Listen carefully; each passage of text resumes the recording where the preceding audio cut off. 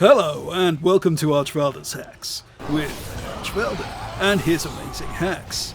In this video I'm going to be showing you how to use some of the most powerful characters in Azeroth to kill raid bosses and elites for you in the Maw and gain fast experience whilst doing virtually nothing.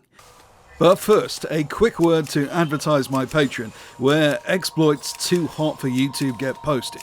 Right now we have a major experience dupe, which will enable you to level a character in under 2 hours from 50 to 60. That's under 2 hours from 50 to 60. This is the actual dupe in question, which I'm having to heavily edit to stop Blizzard working out what I'm doing. Now, that's the advert. Let's get back to the subject of this video. So first, begin the Maw intro at level 48 and quest through it until you get to the Lion's Cage quest. Much as Blizzard should have added a skip to it months ago, it is worth pointing out that the experience is actually pretty good in the Maw intro. Now, when you get to the Lion's Cage, Thrall and Jaina become your companions, or for coding purposes at least, effectively your pets or minions. Both are pretty much invincible for all practical purposes and can tank absolutely anything in the Maw. If you want, you can add Anduin Rin to your raid boss army by completing quests up to By and Down the River. Anduin's DPS sucks, but his healing is worth having. Now, take your NPCs over to this location in Kalkis. Now, while the intro version of the Maw has elite mobs all over the place, most award little to no experience, and this is probably by design. Earlier in the expansion there was an exploit where you could farm mobs at the end of the Maw intro questline, which was subsequently fixed. However, Blizzard seemed to have done their usual sloppy work on this, and there are a number of exceptions to this rule. First, the Mawsworn mobs award normal experience, as do the green Stygia mobs. And if you can round these up fast enough, they can offer reasonable experience. However, ideally we want a very powerful elite enemy that Thrall and Jaina and Anduin will be able to kill for us that will award a ton of experience. What we are interested in is this enormous mass of purest green, the mob named Ambivalent Stygia Coalescence. Now, probably because it's neutral to us and neutral mobs got left out during the mob XP nerf, this mob awards full experience. It would normally be impossible for a leveling player to kill this mob, but with Thrall and Jaina it takes around a minute to kill for a decently geared player. Because this mob is neutral, you must aggro it, and for some reason you won't get experience unless you are attacking it when it actually dies. But apart from that, you don't really have to do anything. In fact, for undergeared players, it is better to stay away from the mob, as it has raid boss type mechanics, which can kill you quickly if you aren't wise to them. On the other hand, players with decent gear can significantly increase the speed with which the mob goes down. Just remember, don't stand in the green stuff. When killed, this mob will award over 10,000 experience at level 48 and over 12,000 at level 50.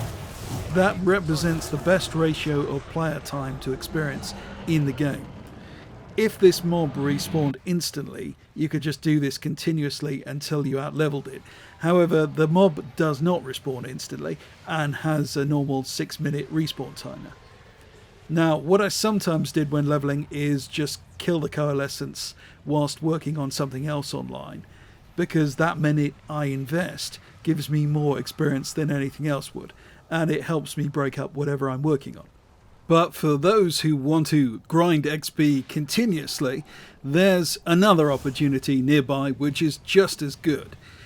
Head down to the bridge here and you'll notice these Mawsworn Harbingers. Stand right on the edge of the bridge and pull 4 of them to you. It takes a bit of practice this. And your raid bosses will kill them all. These award even more experience collectively than the coalescence. Now at this point the options become a bit thinner. You can head up to here and pull everything. these Morsworn Ruiners award pretty good experience, but you're going to bring down your average XP doing this compared to the stellar experience the Coalescence and the Harbingers award, unless you are pretty good with mass pulls. For that reason, I would strongly recommend doing dungeons whilst doing this, because every time you do a dungeon, the Coalescence and the Morsworn Harbingers will be back up. Dungeons are pretty good in this bracket, but they themselves have downtime in the form of queue times, which blend together very nicely with this exploit during peak periods for very little collective downtime. Now, like a lot of mob killing exploits in Shadowlands, this is an excellent opportunity from level 48 to 53. From that point onwards, the experience gains become more marginal, as the mobs in the Moor intro do not scale to your level as you level up. What you can do at that point is group up with another low level character and turn on party sync, and then your level will be scaled down to 50, which means the mobs will never out-level you and you will be awarded decent experience indefinitely. If you don't have a partner or a second account to do this, you can use a starter edition trial account, as I've shown in many previous leveling videos. Note that even if you have done the Moor intro previously, you can do it again with Party Sync, as Party Sync allows you to replay all quests you have done previously. Why I like this exploit is that it's extremely low effort. It can be done very passively, and it's just very cool to have all your faction leaders do all the bloody work for once, whilst you chill out and watch them. There is probably zero possibility of being banned for using this exploit. It's just not the type of issue Blizzard care about enough to take action against individual players over, and it's very unlikely you will get reported for doing this, since you won't see many other players in Culkis doing this in this incarnation of the Moor. However, Blizzard are quite likely to nerf this opportunity at some point, since they do love to charge people for paying boosts and tend to be actively hostile to anything which might make leveling less painful.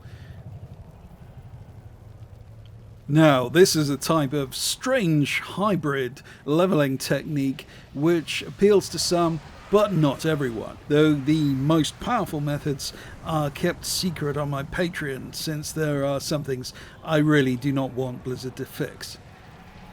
Remember to subscribe to avoid missing out. Thanks for watching. This has been Archvelder.